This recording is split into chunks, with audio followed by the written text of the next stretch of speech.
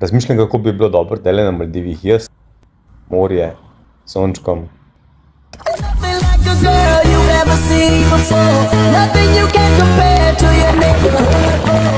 Danes snemamo po Maldive. Ampak najprej moramo dati gor čala. Gremo ga rezati čebulo.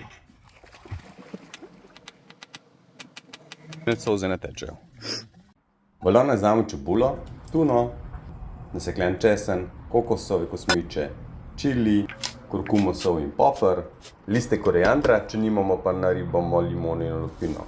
Še 2 žlice limone in premešamo. Preko noči smo namakali riž, ki ga zdaj samo še zmiksamo.